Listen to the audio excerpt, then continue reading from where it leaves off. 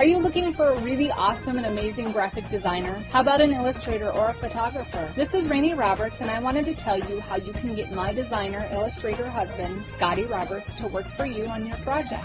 Do you have an awesome self-published book but no cover, or even worse, a cover that really sucks? Do you need a kick-ass logo for your company or some f***ing awesome graphic designs for your ads or website? Then get in touch with my husband for the best f***ing awesome kick-ass design and illustration. He knows his stuff, and he's been at this for more years than I've been alive. Go to ScottAllenRoberts.com. That's Scott with 2 T's, ALANROBERTS.com to take a look at his online portfolio of work, or call 651-468-8115. Now go out and kick some ass with some kick-ass graphic design. Hire my dad, so he can take me to Disneyland.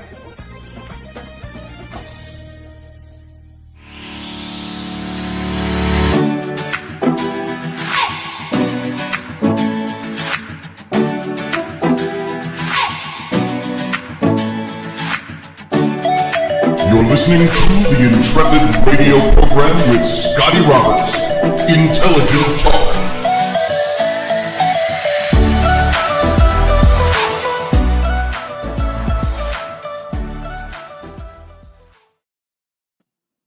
Hey, happy Friday night.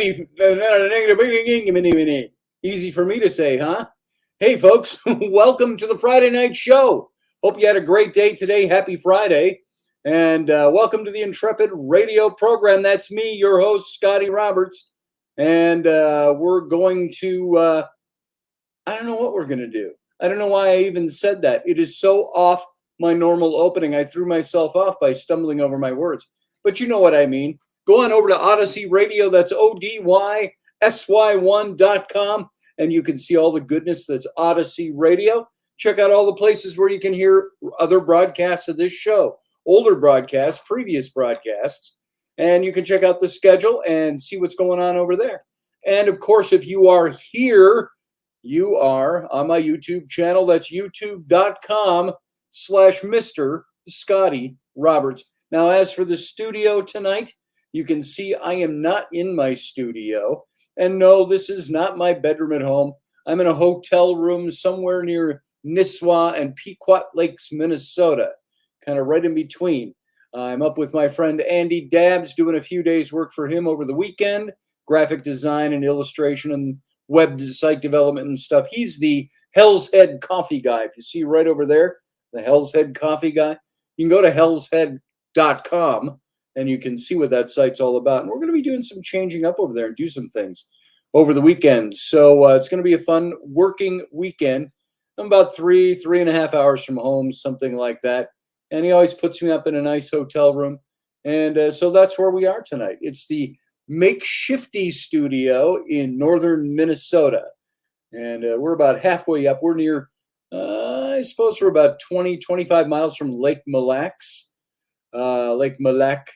It's where the Mille Lacs Band of Ojibwe have the reservation up here. And so this is all, I always got a feel for this part of the state of Minnesota. When we would go north, when I was a little kid, we'd come up here and go camping in the cabin. So I guess it's not really cabin or camping, but this was ancient Indian territory.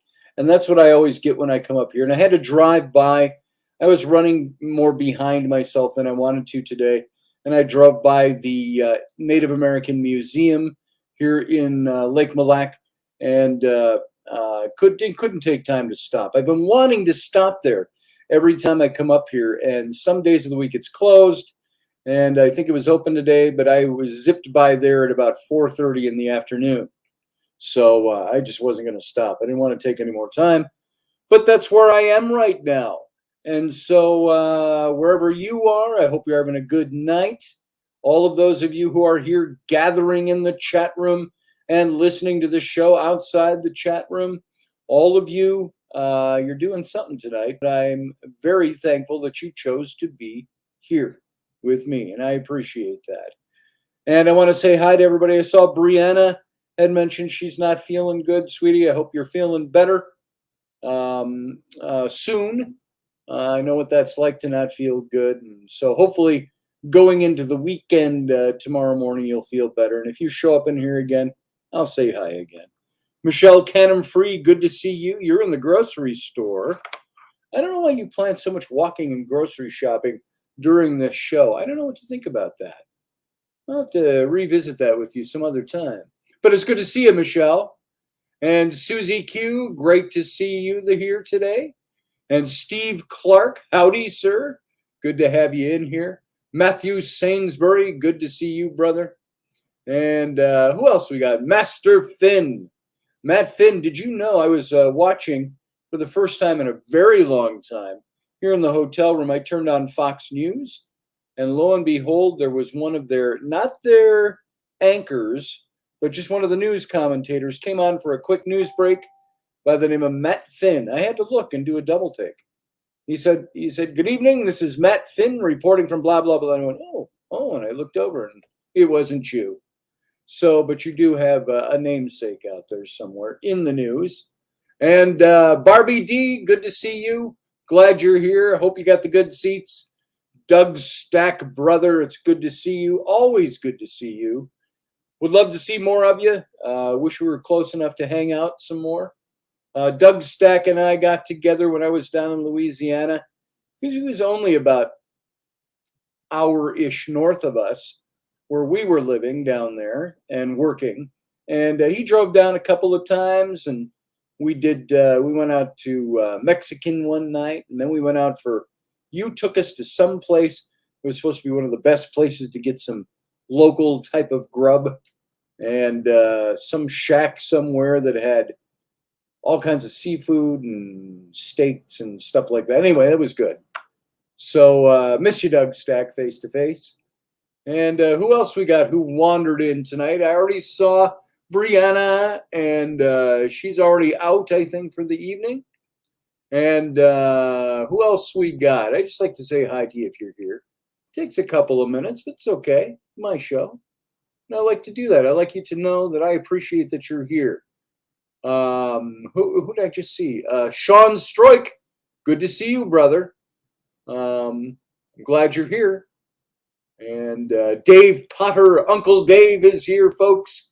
Everybody say hi to Uncle Dave. And good to have you here, brother. And there she is. There's Brianna. I'm here, just being quiet right now. I know, weird, odd. So I was going to have you guys come over tonight or tomorrow, but I'm not there. So you can go visit Rainey and the kids if you'd like. So miss you guys. Miss having you right out the door and down the little hill to the street. So I'm glad you're here tonight. Hey, John, Packy247. That's John Learman. That is Bree is his better half. And let's see, Michelle, Packy, John, Elderberry, Doug Stack, Matthew Sainsbury, Susie Q, yada yada, Elderberry. I think I said hey to you. So hey, everybody who's here so far. And folks, if you come in and I miss you, it's only because I'm going to be doing a show here and I'll be talking a lot. And I don't always glance over at the chat room as much as I should. And so tomorrow, as I think most of us already know, tomorrow is 9/11. And what memories do you guys have of 9/11? I know people ask us, this is the 20th anniversary of that event. And I'm wondering how you all feel about it now. We said 20 years ago, we'll never forget. Now, remember the Jews and the Holocaust at the end of World War II in 1946 coined that phrase, never forget. And I don't think they have. I think some people have. Some people don't even know about it, which is sad. What about 9/11, 20 years after the fact? It's Doug's parents' 50th anniversary tomorrow. So what do you guys think of looking back on 9/11 and what that meant to you? I remember I was a creative director at a little place called MPG Creative in Woodbury, Minnesota. And I got to the office a little late that morning. It was just shortly after 9 o'clock. And everybody was gathered in the front conference room watching TV.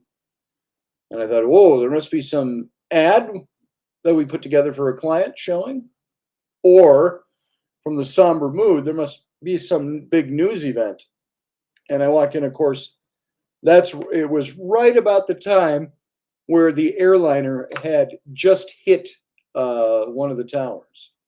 And then while we were standing there wondering what happened, wow, did an aircraft run into the, wow, that's disastrous. Then a second one, and we were all like, it got really quiet, like, this is not a coincidence. And so that's what I remember about when it happened. Brianna Learman was in the first grade in Somerset Elementary School and was brand new that year. I was hiding under a table. What did Matthew Sainsbury say? That it's not allowing to show, and I just released it. Hitler murdered 6 million Jews, homosexuals, Slavs, Poles, Gypsies, political dissidents, and others. Yes, he did, Matthew Sainsbury. And that's why we will never forget. Elderberry says all the death it caused, not only here, Afghanistan people suffered from something they didn't do. And the only thing about the Afghan connection is that there was terror that was operating out of there. And I think some of the intel we had was saying that it was sourced in Afghanistan. It was also Saddam Hussein in Iraq became a target. And so it was 2 years later, we entered the war in Iraq. What else do we have? Graduated from high school in 2012, says Brianna. LOL, she says. Yeah, you're kind of old now. Brianna. Who else has anything to say? I was a Coca-Cola merchandiser at a local grocery store, says Doug Stack. And typical Italian New Yorker woman came in screaming. Oh my. And Doug, were you anywhere near ground zero? Did you have the dust and the ash and all of that coming through the streets where you were? Or was it far enough away from where you were? So tomorrow is 9/11. I was listening to a radio show today, and there's someone who released a book on all the people who died. And it was all the workers, the emergency workers who died in 9/11, and some of the stories you've never heard before. Someone else was talking on the show, was Gorky's show, Sebastian Gorky. And he was talking to somebody who had been in the Pentagon working when the plane hit the Pentagon. And we forget about that one. We also tend to focus on the Twin Towers and the planes hitting them, but forget about the guys who gave their lives trying to thwart, well, they did thwart the hijackers of the plane that went down in the field in Pennsylvania that was on its way to D.C. Some said it was targeting the White House. So it's very interesting that those guys, if you remember the two, they called their wives, and wasn't the last words of one of them, "I love you, we're making our move now." And that was the end of his call from his cell phone. And the next thing you know, they tried to we don't know exactly what went on in that plane after that, because everybody on board was killed. But they either forced the guy piloting that plane, the terrorist piloting that plane, to go down in the field in Pennsylvania, or that guy put it down deliberately. I can't imagine he'd do it deliberately, because that wasn't his task. So here's these guys that were heroes that drove that plane to the ground. And we forget about them. I don't think they're forgotten, but in all the hubbub of every year that we remember, we see the Twin Towers. And we don't talk much about those guys. Let's roll, he said. That was it, Matthew Sainsbury said. Leave it to Matthew. Matthew will come up with all kinds of historical trivial knowledge. Some of it applies to what we're talking about. Some of it is a distant side rail to what we're talking about. But that one's spot on. Let's roll, he said. Obviously to the guys that were helping him. Let's roll. That's the last thing they heard. So I didn't know anybody who was killed in the Twin Towers. So all I know is that it's for us to remember. And they didn't all die a sacrificial death. They didn't put their lives on the line. The people who were killed there, the people you saw jumping from the windows rather than burned to death on whatever story it was, and you could see the people jumping out of the windows. But there were a lot of emergency workers. There were over 1,000 emergency workers that died that day. And it's pretty sad. So it's something we should never forget. I don't have a dissertation put together on 9/11 or anything really planned to say, other than to say that tomorrow we celebrate is the wrong word. We observe what happened 20 years ago on the 11th. I remember that, Matthew Sainsbury. The Twin Towers were also attacked in 1993. I saw in a documentary, it was a bottom floor explosion, not as bad. It was sarin gas, if I remember right. And they knew who the guy was, and didn't do any destruction, overall big destruction of the towers, but it had been tried before. So Sean Stroik says, wow, Doug Stack, shitty place to be. Ain't that the truth? Brianna visited Ground Zero in May of 2011 when it was all under construction still, and visited the fire station, spoke with some of the firefighters as well, and toured the fire station. So you're talking before this happened, I'm sorry, 10 years after this happened, that you had visited.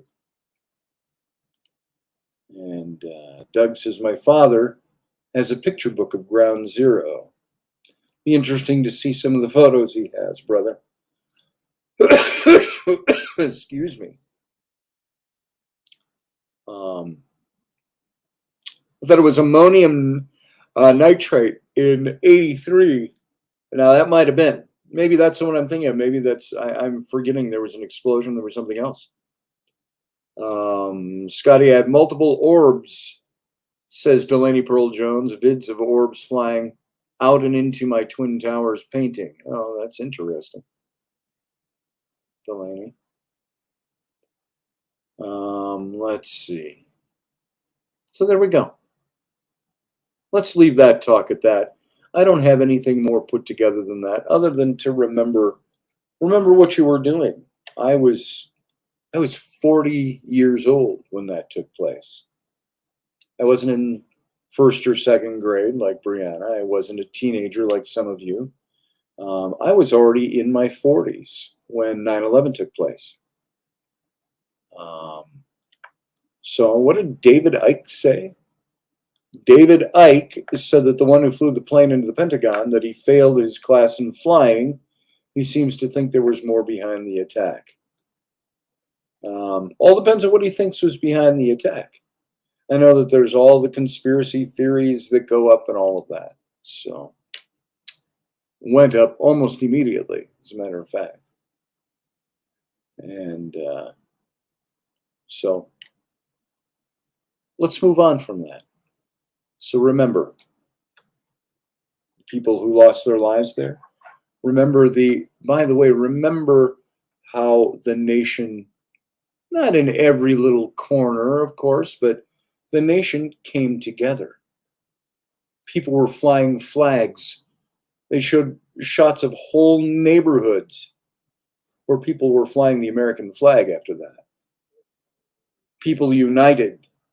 And again, it was like Pearl Harbor. It was poking the sleeping tiger. And our country came together to do something about it.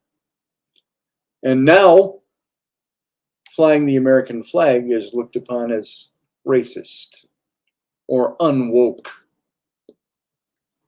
Steve Clark says, I was sent home from work at the VA hospital that day. 1 hour drive home. Don't remember going home for 2 hours after getting there.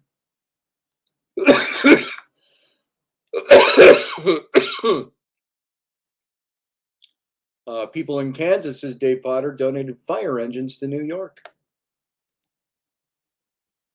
Now look at us, says Barbie D. Absolutely true. Absolutely true, Barbie D. Look at us now. Where are we now? What do we think of our country now? Why has our country been so degraded now? That's a disturbing thing when you think about it.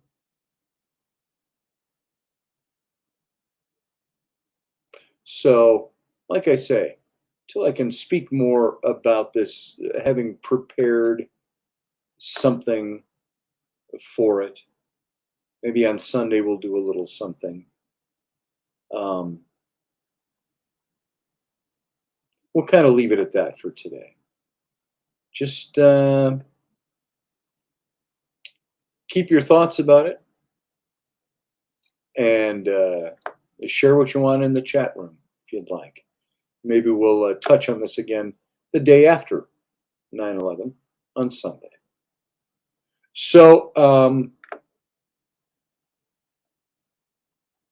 let's leave it at that. I was looking at some other things I have here. I don't want to go into it too deeply right now. So other than to just hit it the way we did.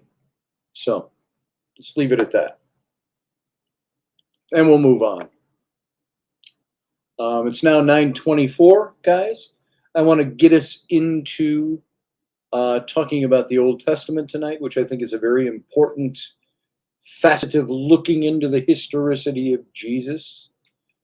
And I'll tell you why as we do that. So I think we'll cut out to a little break, just like a sorbet between courses. And we'll do something. I'll just throw up a little something here, and we'll come back in a minute. Hang on.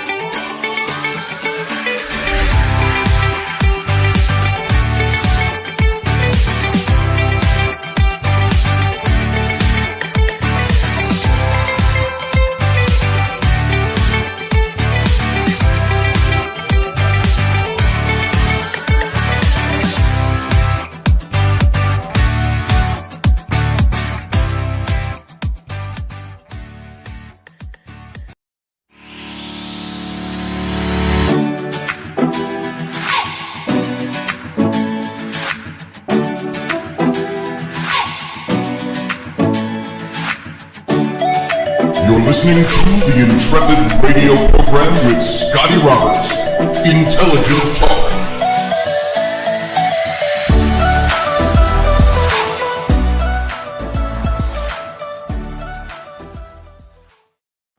All right, folks, we're back. Welcome back to the Intrepid radio program. I'm Scotty Roberts, your host, and I'm broadcasting tonight from a hotel room near Pequot Lakes, Minnesota, where I'm up doing some work for the weekend, and so hence the bedroom background.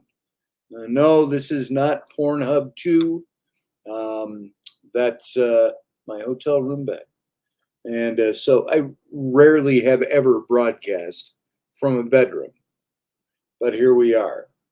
I remember we were in not this hotel, but another hotel up here. When we came up here with the whole family last summer, a year ago, I believe it was, and we had pizza and the kids from the pool and Rainey from the pool and everybody running around in here.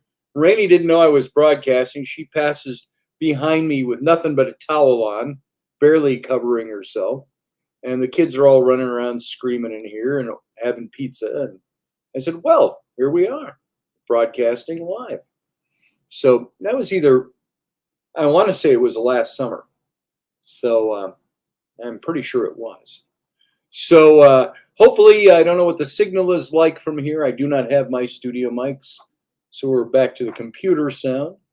And I don't know how strong the signal is here, but I think it's going all right so far.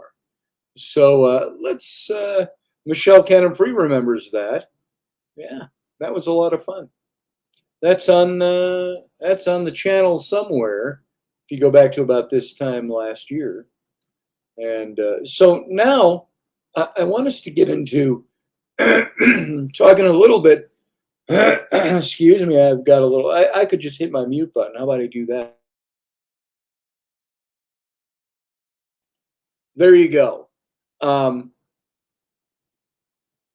want to talk about with this Jesus Potter Harry. And by the way, my brain is incredibly on an incredible low ebb tonight. Little tired, long week, recuperative week. And I drove half the day too. And so we went out to eat. We had a beer or two. And boy, by the time I got back here an hour ago, I was like, ugh, I'm kind of done for the night. But I'm still here. That is my dedication to you. So there we go. And so I wanted to talk about the Old Testament in its relation to the historical Jesus. And why, other than the interesting topic itself, are we talking about the historical Jesus? Well, it's because we're talking about the Jesus Potter Harry Christ topic. The whole idea that Jesus and Harry Potter are two of the most celebrated literary characters in history. And so we're looking at that, how Harry Potter is a Christ type in literature. Maybe unintended, but a Christ type. And we were talking just today, Andy and I, my friend up here, about how, there's what do they say, 5 different stories in all of history? And they're just repeated in different forms with different cast of characters, different events, some of them very gripping stories, some of them very simplistic stories. And Brianna, you've never seen me drunk?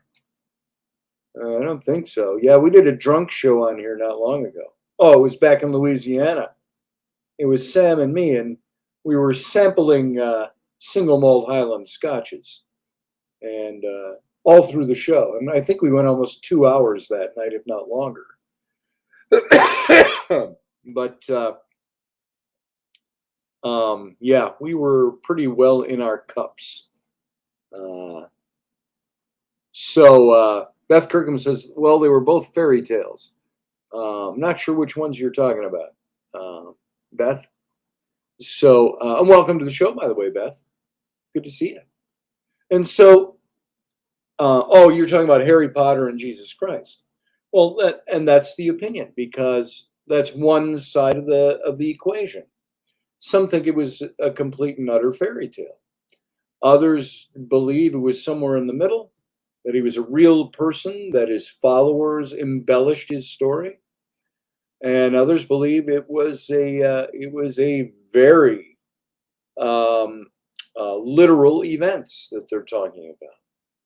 And so, and it obviously has reached no conclusions beyond varied opinions. If there'd been a conclusion drawn, it still wouldn't be a controversial, scholarly topic, academic topic today. It's a topic of intense scholarly academic research. And for every pro argument that Jesus was historically alive and active, there is a rebuttal from the non historical side. And from every non-historical point put forward, there is a rebuttal from the other side. The only problem that we find is so much of even what you find to be actual historical data is faith-based in its interpretation of that data. And so what we're left with is either a Jesus Christ who didn't exist at all, and his followers completely made him up. And, I don't hear many people saying that about Muhammad. Oh, Muhammad, he didn't really exist at all.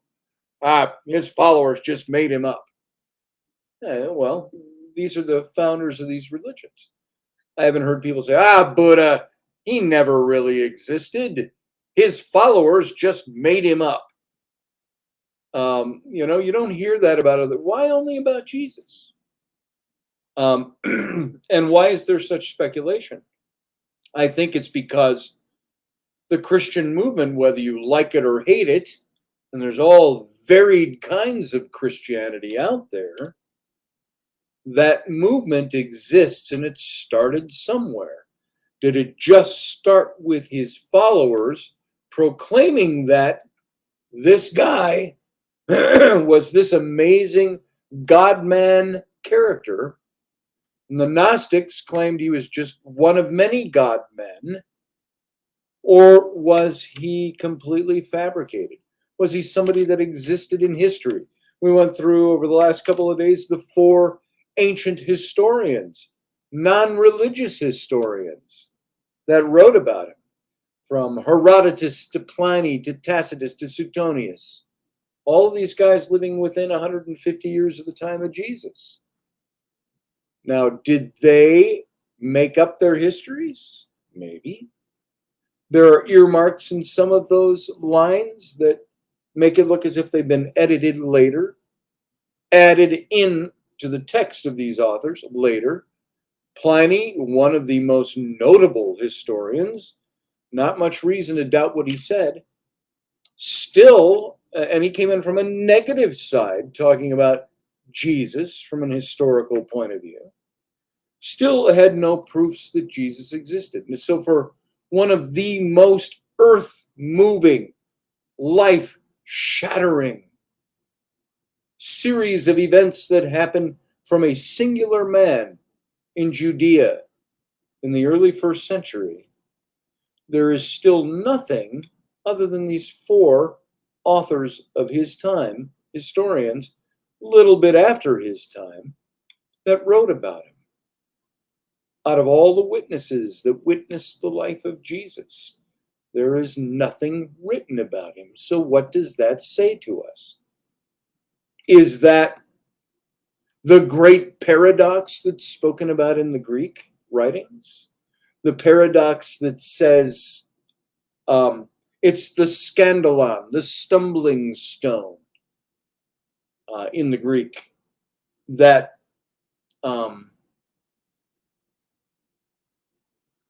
ability of God to have made something real, yet history doesn't record it. There's a paradox there.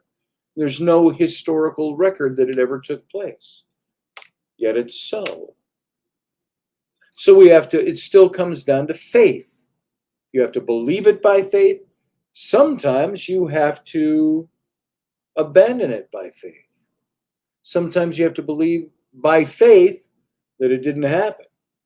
But if you're going strictly by the numbers, strictly by the investigatory work, strictly by the science of anthropology, if you will, of history, of archaeology, there is very little that exists, if almost nothing, to prove that Jesus Christ actually existed historically. Right, Beth? Those were written more than 100 years after. Some of them were. Josephus wrote within 100 years. Still, that's about as close as you can get to the events. The big question is, why aren't the Gospels taken as historical records when there's history in them? Why isn't the Old Testament taken as an historical record when there is verified history within those pages? So the best we can do is say there are personages within the Jesus story that were real people. Yet there is no record to prove that Jesus existed outside of what his disciples said about him. And so that is where faith is the same as make-believe. Not really. I have faith that this chair will hold me up, and I put my weight in it without thinking. That's a form of faith. That's not make-believe to say that the chair will hold me. That chair will hold you, Beth, if you only put your faith in it and sit it. It's not going to hold your weight if you don't sit in it. So you got to put your faith in the chair that it's sturdy enough to do. Now you can say, well, I have my information that backs that up. I think there's a lot of believers that believe that they have information that backs up their claim to faith. So the Old Testament is ancient law and fables. Some of it is. Beth, I can't concur with you that the whole Old Testament is fables and ancient law. There is a hell of a lot of accurate history in the Old Testament. If you remember, I don't know if you were listening to the show back then, but the series I did a couple of years ago on King David, all pure history. However, there was writing on top of it that was apologetic to make David look better than he was and his enemies look worse than they were. That's an apologetic. Nebuchadnezzar of Babylon had scriptures written about him, if you will, historical annals, and he also had apologetics written about him to make him look better and his enemies look smaller. Egyptian pharaohs did the same thing. That didn't make their lives fables. It meant that his scribes, in the biblical sense, the followers, I think probably created some things around the actual historical characters. What's fallacious? You're saying no, you don't. Are you talking to me, Beth? No, you don't. That's fallacious. What's fallacious? That the Old Testament is full of accurate history? That's not fallacious. Clarify what you mean if I missed your point there while I was talking. Old Testament has over 1,500 points of historical data that have been verified archaeologically. And those are historical points wrapped inside faith stories or faith stories wrapped around them. When they talk about King David, the series I did, I called it the real life story of a fictional hero, of an imaginary hero. I can't remember the exact words I used, but that's basically the idea. Oh, the chair argument. That's not fallacious. Here, I got a chair right here. I got a bottle of Gatorade. Does that Gatorade? Do I have faith that that's Gatorade in there? What if I drank it and it was poison? Or somebody had poisoned it? Like, I know that was going around in the 1980s. That's why they created all the seals. I have faith that what I'm drinking is a liquid that's going to be okay for me when I drink it. Those are elements of faith we use. We use faith to believe in God the same way. There are people who believe he is there, and so they put their faith in him. I don't see how that's a fallacious argument at all. We put our faith in an awful lot of things. We put our faith in our spouses, that our spouses stay faithful to us. We put our faith in that. We operate that way. We put our faith in things that say, I have faith that my paycheck's going to be deposited into my account on Friday. And when it isn't, there's hell to pay. But we write checks for our bills, and we carry out life based on the faith we put in certain things happening a certain way. So I think we put faith in a lot of things. Now, if you're talking about spiritual faith, Beth, you don't have to answer this in the chat room, Beth, but I'll just ask you between you and me, do you put your faith in anything spiritual? Or are you strictly a nuts and bolts, science only, anthropology only, archaeology only? Thank you very much, please. I could tend to be that way if I didn't have my questions about certain faith issues. It's not faith when there's evidence. Well, what's the evidence? If I see a chair sitting there and I want to sit in it, what's my evidence that that chair is going to hold my weight? The fact that somebody told me it was built by a good builder? The fact that chairs are supposed to hold your weight? That's the faith that we have. That's the faith we put in it. I've never sat in that brand new chair over there. Is it going to hold my weight? I won't know till I sit in it. So I put my faith in that chair to hold me up because I've read the specs. The specs say this chair was built this way and it's going to hold you. Isn't that what faith in biblical studies does? Biblical stories, spiritual elements. They all give us a prescription and say, this is what is so. The evidence is here. They present their evidence and you say, I'm either going to choose or not choose. Or to make a choice to believe it or not believe it. I could walk circles around that chair. I could have a diagram that shows how it was built. But nothing is going to have me exhibit my faith that I trust all that information about the chair until I actually sit in it. So I put my faith in it. That's how I'm using that, Beth, in that faith issue. Same thing with spiritual faith. We get told every day, you could read the Bible and read all the instructions. We could hear all the evidences that are from a biblical point of view. I could read about the chair from the chair manufacturer's point of view. I might hear testimony from other people that say, I've got a chair just like that. I sat in it and it held my weight.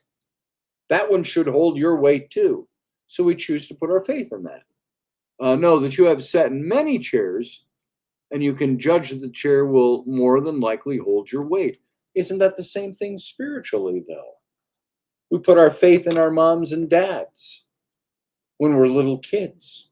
That's how we grow faith. We grow faith by seeing it enacted by other people. And so, just like the chair maker, you sit in many chairs. I've sat in many chairs. You could try many different religions, many different spiritualities. How do some people abandon Christianity, Judaism, Buddhism, and all of that and go into something totally different, Pleiadianism or whatever it might be? I don't think that's a religion, per se. They want to be a Jedi. There's an order of Jedi out there.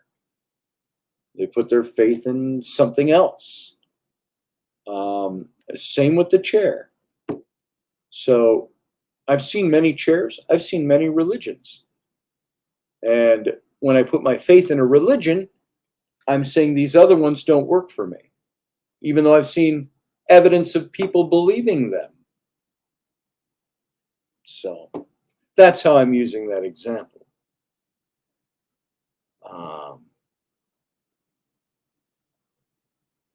There's an Egyptian tale, says Matthew Sainsbury, called Sinuhe, in which he meets a powerful warrior who threatens him and his people if Sinuhe is defeated, and Sinuhe takes the challenge and kills the warrior like David. There you go. The whole story of David, when I covered that in that series, there's all kinds of things about the life of David. The man who wrote this book is I want to say he's the chair of historical Jewish studies at Yale University. He wrote a book on King David, and he brought up a lot of this apologetic. And he said, none of us should have any reason to doubt that David was ever the king of Israel. There is historical evidence that he existed. He said, that's not the question of what he was writing about. He said, I want to examine the apologetic about David. What do we think we know about David that's factual? And what might not be factual? So IOX is people's lack of faith in their family's behaviors makes them have a tough time having spiritual faith. Well, I can believe that, IOX, 100%. When, I had written an article a very long time ago about having faith in. I wrote the article to dads in my church 25 years ago. And I updated the article a bit since then, so it wasn't so overtly a spiritual article, but a more psychological article. And you can find a link to that article.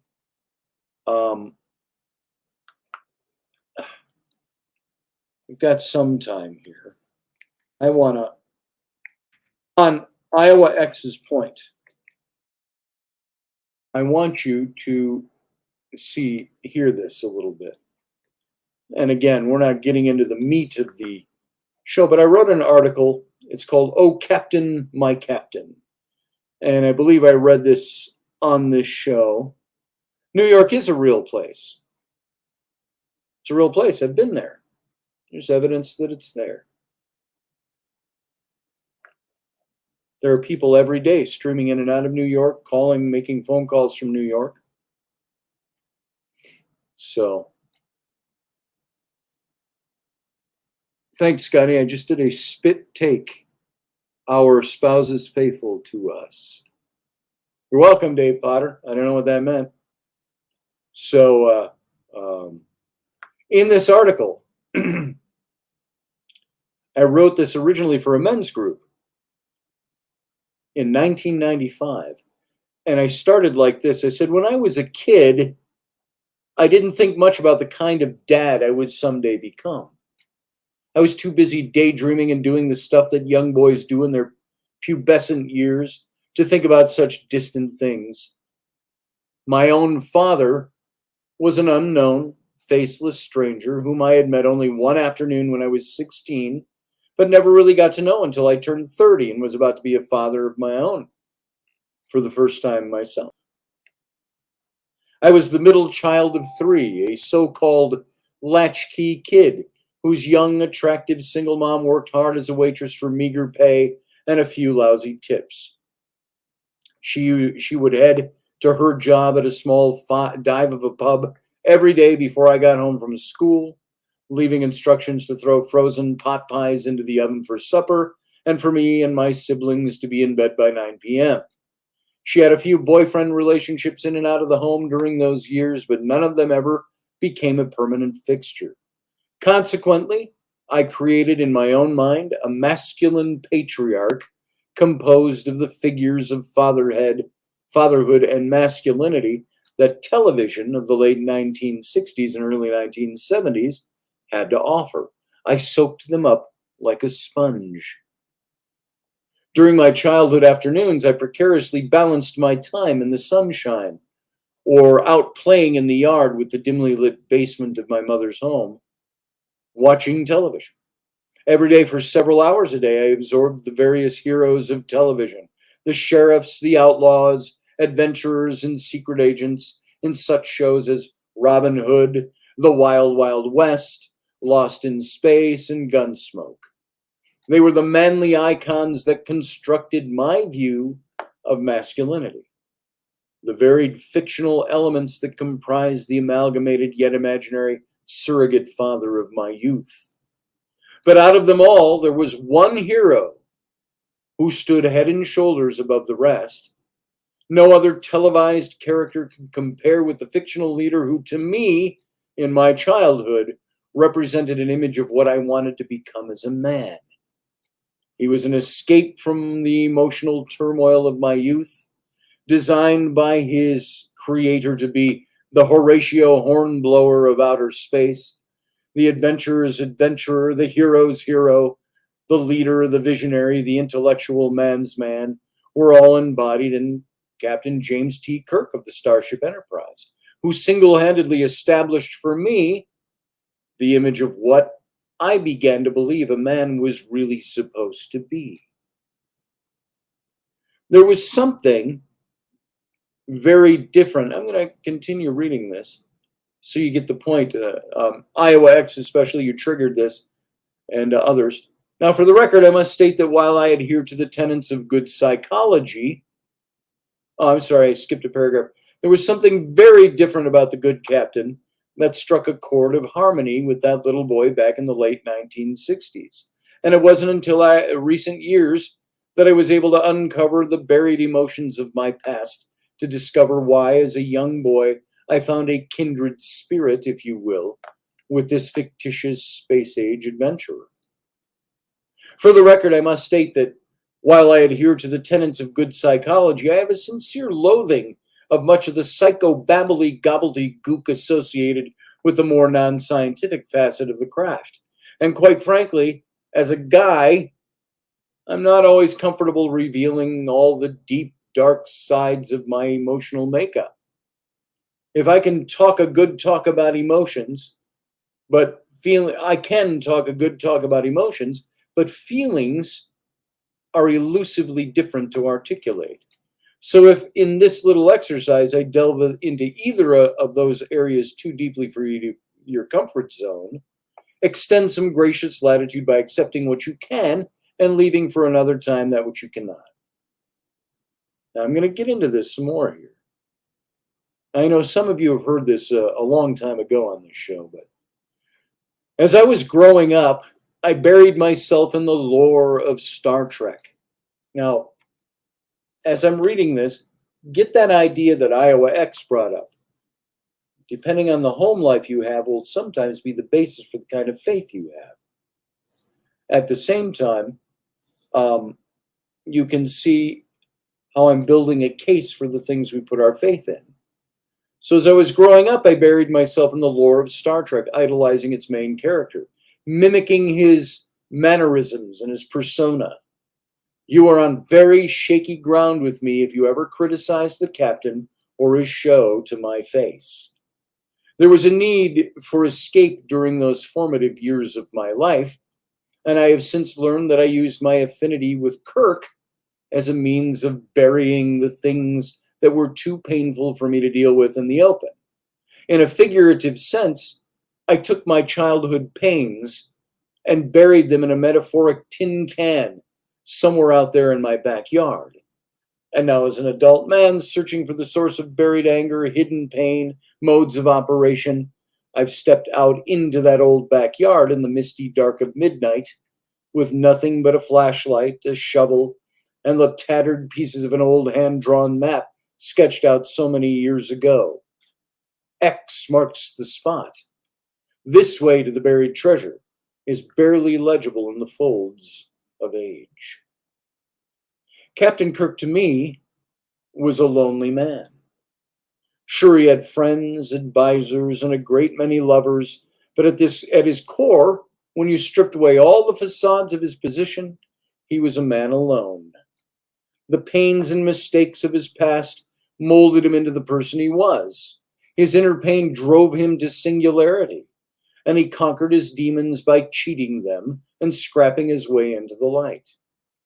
I sometimes wonder what it was that William Shatner, the actor, drew upon in molding that character. How much of him was Kirk over the years? I had a great many demons in need of eradication, and though I had no understanding or knowledge of the language or techniques of psychology, I found an ally in the starship captain when I effectively buried in him the things with which I was unable to cope. At the tender age of 6, my older brother and I were repeatedly sexually abused, assaulted by a male babysitter, the older brother of a childhood friend. His name was Clement, and he was supposed to keep watch over us while our single mother was away, working as a waitress. If he's still alive today, he'd probably be, maybe about 70 to 73 years old. While our mother was away working as a waitress. Knowledge of these goings-on were kept very secret. My brother and I, under threat, never said anything of the incidents to our mother. The sexual abuse, along with the years of physical abuse, became the stuff of hidden baggage much later in my life. The subconscious anger and rage at being controlled and the fear of being abandoned that manifested in me as a child found a deep, secure burial when I discovered in Captain Kirk a father who would take away the pain.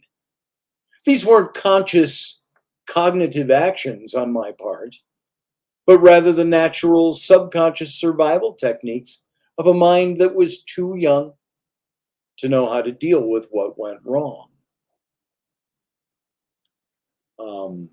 Oops, I just closed that down a little bit and I lost my place. The memories of the abuse never left me, but because I buried the feelings, those memories faded from full, vibrant color to black and white with a few shades of gray. When I reached the age of adulthood, I could recount the memories of the abuse, but never really get in touch with how it actually affected me inside. And quite frankly, I was oblivious to the damage that had been done. In a very real sense, Kirk was the key to the unraveling of the mystery of my buried past. As I grew older, I grew less and less enchanted with the fantasy of Star Trek and its characters, and more into the mechanics of how a program like that was created and developed. I found that as I matured and in all earnestness sought to reconcile my past and dig for the missing pieces, Kirk became less and less a necessity. I realize this now, but back then, I had no clue of what was happening. The understanding has come with the retrospect. As I began to learn more about myself and how to cope with the pain of the past, the captain simultaneously became less of a hero figure and more of what he actually was, a fictional television character. As I learned to deal with my past, he became less important. In a sense, he held my pain until I was able to handle it myself. Funny how the mind works. As I became a young man, I had no clue as to the nature of my buried issues. And it wasn't until I hit my early 30s that a lot of this stuff even started to surface. By that time, Kirk had long since passed into the realm of childhood hero, replaced with a fondness that attached itself to the memory of how much I had idolized him as a kid and respected the actor who created him, and I'm convinced it's because he carried my psychological pains. But there's even more. When I was in my mid-30s, I started seeing a therapist as a result of a marriage that was falling apart. I wanted to find out what was really making me tick, because it seemed as if not all the puzzle pieces were on the table. In one particular session, the therapist offered up a new technique she was using that involved a sort of mild waking hypnosis. She held a pencil in the air between us and moved it from side to side. And as she did this, she asked me to focus on any picture that came into my mind. She didn't, by the way, put any imprints into my head. She just tell me the first thing that you focus on. What comes into your head, she said. She said to not relive an experience, but to observe any memory I brought up as if it were being projected on a movie screen or passing by my eyes outside the window of an imaginary train on which I was a passenger. She made no suggestion, but merely asked me to concentrate on the first image that entered my mind. I don't know why, but the first image that popped into my mind's eye was a rather disturbing experience that took place when I was about 8 or 9 years old. In this movie, playing back in my head, I saw a memory in which my brother and I were cowering on the kitchen floor where we were being beaten severely with a belt. Now, some of us have experienced it. Some of us older guys have experienced spankings with a belt. This is different. This beating was more than a mere disciplinary spanking. It was an outright anger-driven lashing. At the core of the beating was the goal to get one of us to confess whose belt it was that had been found lying on the kitchen table. We both insisted it was the other's, and the whipping commenced until one of us would fess up. I remember we were shrieking in pain and crying wildly at each lash of the belt. And by the time the angry lashing subsided, my brother and I were covered from neck to calves with purple, black, and blue welts. The beatings were so severe that during our parkboard swimming lessons the next day, the instructors made us wear our t-shirts into the pool so no one would see the markings left by the punishment. Nowadays, things would have been very different. So I looked at my therapist and mumbled something like, "Shit, I don't know where that image came from." And she very calmly told me to simply go with that incident and continue to move the pencil back and forth, asking me to concentrate on that image and tell me anything else that came to my mind. What I saw next made me chuckle in discomfort and wonder if I was simply conjuring up images out of my head that had no bearing on what she was attempting to accomplish. "What do you see now?" she asked. "Don't worry if it seems funny or weird, just go with what you see." What I saw next was an image of Captain Kirk, dressed in his green gold Starfleet tunic. And remember, this is back in the late 60s when this took place, so that's the only version of Kirk there was.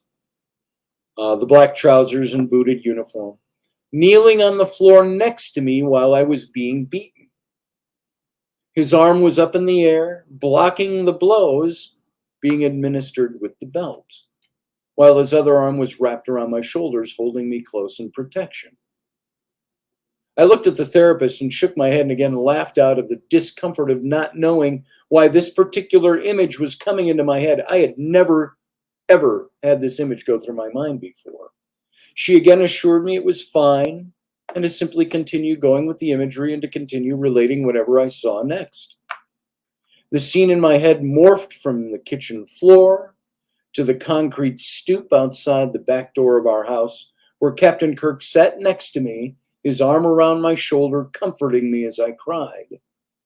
Then the image of a religiously stereotypical Jesus Christ, clad in the long white robe and a red shoulder robe, he faded into the picture. Sorry, I missed some words in the sentence. That's why I stumbled a little bit. Jesus was sitting on the other side of me, while both he and Kirk enveloped me in the middle, wrapped in their arms. Then it was all gone. I sat back in my chair in the therapist's office, uncomfortably weeping in front of the therapist, not understanding what the hell all that imagery was all about and what exactly it had to do with anything I was going through and why the hell it was making me cry. It was then that she told me I would not believe how many men my age had similar sorts of imagery of Captain Kirk during this sort of therapy. She went on to explain how Kirk was for me, and apparently many other young boys of my age group, the hero that was more than a hero. Kirk was a sort of psychological savior who boys looked to for strength in a way to cope. So what does all this have to do with being a dad? Iowa X, back to something you were bringing up earlier. Easy. In a very real sense, the fictional character of James T. Kirk became what I believe to be a divinely appointed receptacle for the issues that God knew I was just not able to handle as a young boy. And as I grew stronger and more able to cope with these issues, that God began releasing the facts. Of course, you have to believe in a higher power of some sort for this to make any real sense beyond the simple psychology of it all. My quest is still a work in progress, but I feel as though every day is a step in the right direction toward healing and overcoming my past. I do not camp my life at the foot of my past. I simply now know where to look as a starting point. And remember, I wrote this 25 years ago, 26.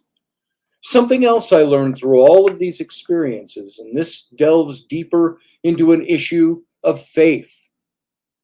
God is there for me to dump on. It's an issue of faith.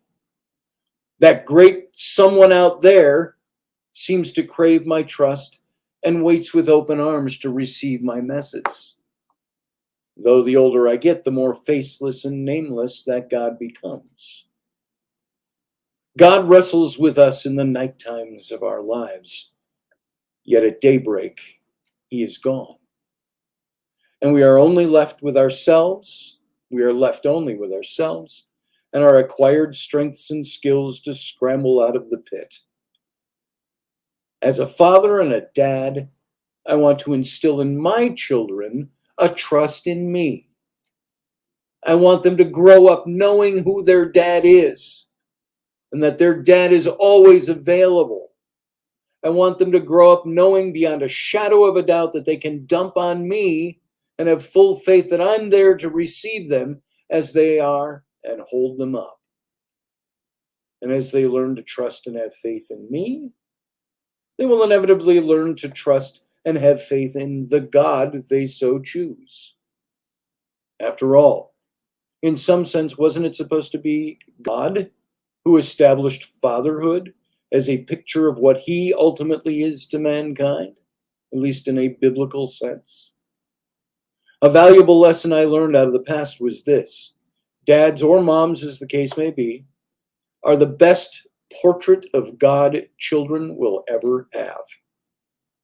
Don't let them find that picture in someone else or something else. Give kids what they are by nature craving. Be there for them and show them a little bit of God.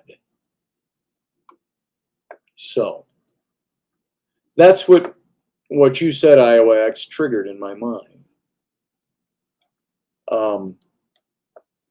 That's the stuff. To be a good father, you need to be like God? No. I think if you want your kids to grow up and have a faith in God, the first place they're going to see that is in their moms and dads. Their dads, is the way I put it. So, that's horrible, but psychology is never simple, says Beth. The human brain is the last frontier. No, psychology is never simple. It might come out and express itself in, once you do the math, overly simplistic ways. Oh, I get that. I understand how that works.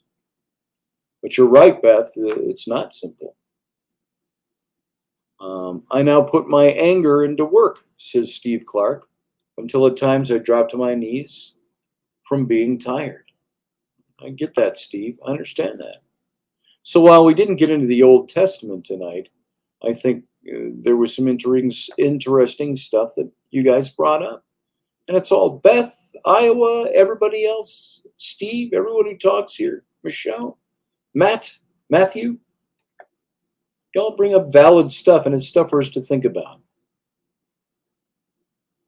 Steve Clark said, no one came for me ever.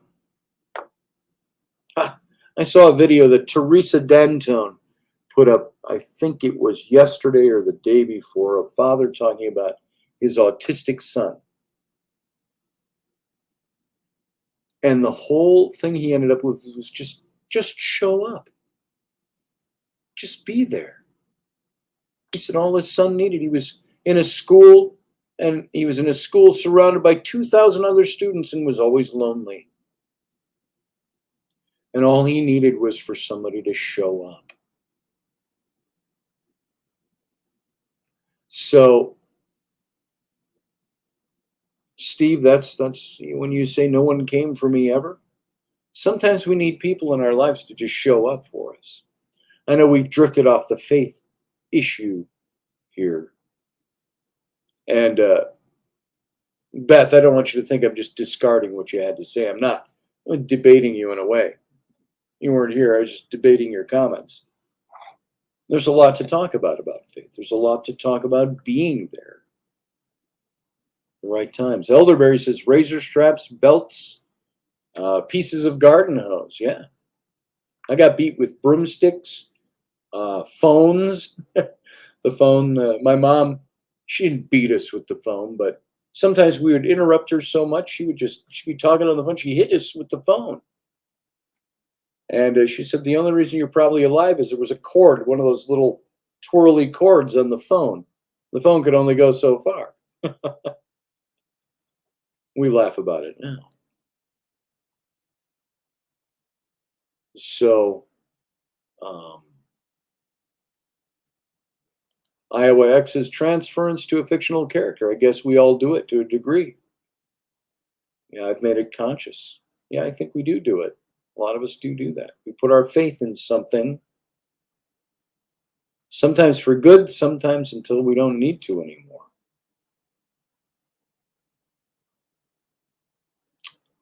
So,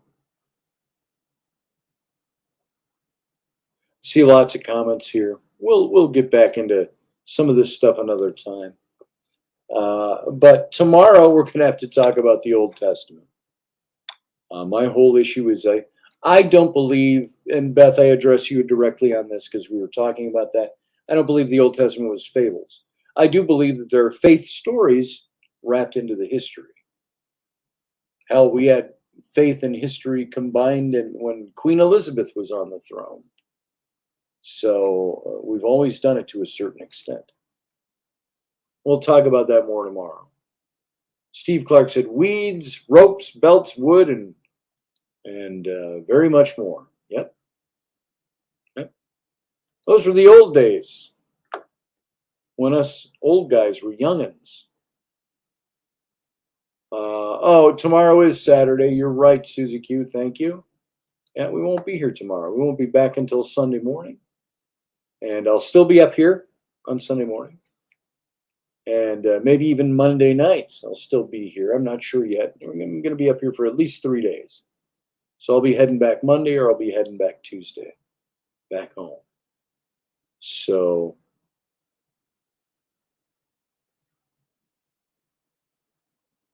there we go, guys. All right. Hey, Cloud Leopard. Good to see you. We're just wrapping it up for tonight. So please go back and you can watch the show in its entirety as soon as this one is done. You won't see the chat room, though, until that usually pops up within about 12 to 20 hours before you can actually see the chat room replayed. So IOX says, I guess I was lucky with my hippie drippy parents. There you go. Yeah.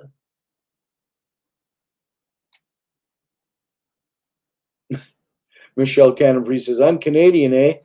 So we had wooden yard measuring sticks. Yeah, there are those too. In the 5th grade, by the way, 5th grade, we're talking right around 1970. I got spanked. I got paddled by the teacher in front of the class. It was allowed back then. That was public school. Paddled in front of the class because it was allowed. Yeah, Elderberry, you and me both. I don't want to spank it. I want to spank it. So I don't want to inflict pain on anybody. It's not my thing. So, all right, guys. I want to thank you all for being here. It's pretty cool. Thanks for letting me talk freely. Thanks for listening. Everybody, thanks for your input.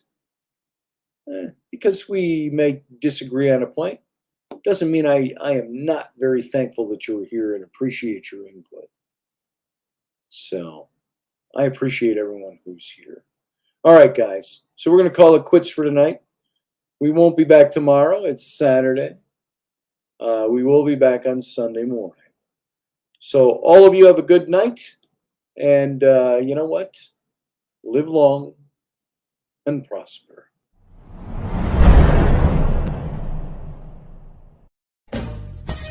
Are you looking for a really awesome and amazing graphic designer? How about an illustrator or a photographer? This is Rainey Roberts, and I wanted to tell you how you can get my designer, illustrator husband, Scotty Roberts, to work for you on your project. Do you have an awesome self-published book but no cover, or even worse, a cover that really sucks? Do you need a kick-ass logo for your company or some f***ing awesome graphic designs for your ads or website? Then get in touch with my husband for the best f***ing awesome kick-ass design and illustration. He knows his stuff, and he's been at this for more years than I've been alive. Go to ScottAllenRoberts.com. That's Scott with 2 T's, ALANROBERTS.com to take a look at his online portfolio of work, or call 651-468-8115. Now go out and kick some ass with some kick-ass graphic design. Hire my dad, so he can take me to Disneyland.